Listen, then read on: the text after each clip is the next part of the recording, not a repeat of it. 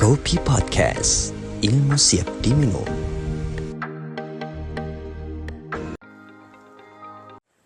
Assalamualaikum warahmatullahi wabarakatuh. Selamat sejahtera dan salam bahagia kepada para pendengar podcast 5 minit saja.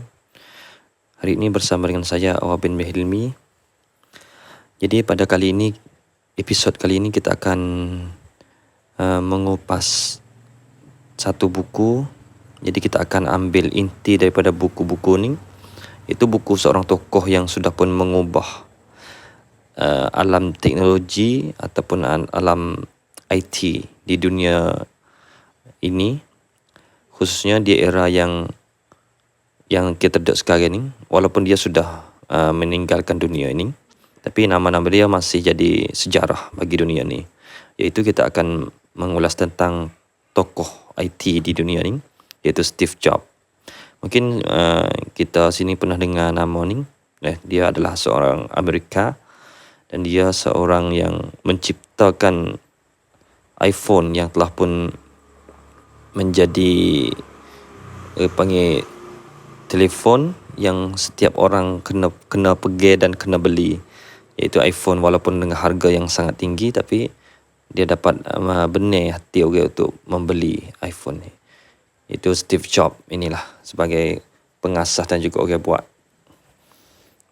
sebagai orang rekod sehingga jadi iPhone. Walaupun dia sudah mati, tapi dia tinggal banyak perkara untuk jadi pengajaran bagi kita. Walaupun dia orang barat, tapi kita kena ambil apa yang menjadi kelebihan bagi dia. Okey, kita akan kupas beberapa poin. Yang pertama, daripada buku ni dia kata pengajaran kita boleh ambil daripada Steve Jobs adalah dia cari apa yang kita suka dan tumpukan padanya. Jadi satu kelebihan yang ada pada Steve Jobs adalah apabila dia setuju ataupun suka satu benda, dia akan tumpu pada benda itu selalu. Jadi ketika dia berminat dengan peralatan teknologi ataupun peralatan elektronik, maka dia akan tumpu pada benda tu, sehingga akhirnya dia dapat reka-reka dan membuat satu brand telefon yang kita kenal dengan iPhone tu. Jadi saya tidak turun detail banyak lah Hani.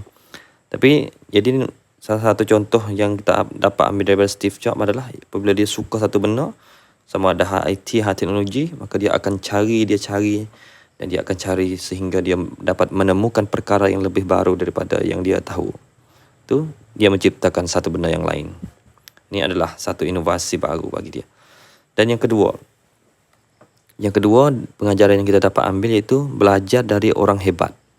Jadi bagaimana Steve Jobs telah pernah mengaku bahawa dia membaca buku tentang tokoh besar, iaitu seperti Mahatma Gandhi, seperti Albert Einstein dan orang lain lagi. Kan dia kata dia mahu mencipta sesuatu yang bermakna untuk dunia ni, kerana dia percaya bahawa dia ada di dunia ni untuk nak membuat perubahan. Itu kata dia.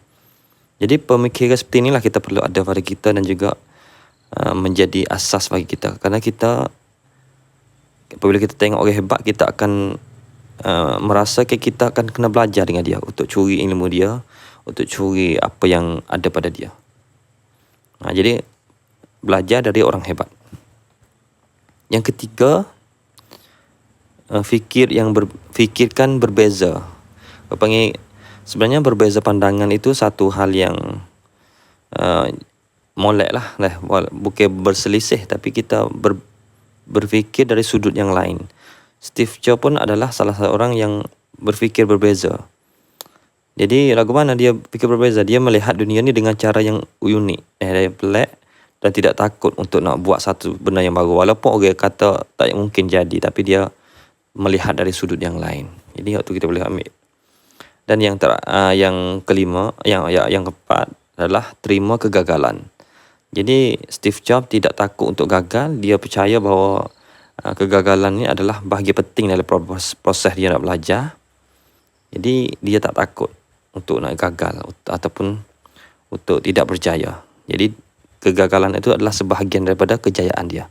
Dan yang terakhir, ini sangat makan hati daripada saya baca tu, sangat makan hati, iaitu sebelum mati tinggalkan sesuatu yang dunia tidak akan lupa. ataupun panggil kita buat gawana sebelum ada kita mati ni, kita kena buat satu perkara untuk dunia tidak akan lupa kita. Salah satu nama kita akan jadi sejarah. Dan Steve Jobs telah pun membuktikan hal itu kepada dunia. Walaupun dia sudah mati, tapi benda yang dia buat, dia mengubah perspektif orang terhadap dunia IT. Dan dia mengubah cara lifestyle orang untuk pakai handphone. Jadi pakai handphone yang harga mahal walaupun dia harus bayar berapa pun. Jadi Steve Jobs telah meninggalkan sesuatu yang dunia tidak akan lupa. Dan dia percaya bahawa melakukan perkara yang penting dan membuat perbezaan di dunia ni membuat dia boleh jadi dia. Jadi Steve Jobs yang kita kenal tu. Jadi mungkin itulah perkongsian pada hari ini. Kita temu lagi di episod seterusnya di podcast 5 minit saja. Assalamualaikum warahmatullahi wabarakatuh. Kopi Podcast, ilmu siap diminum.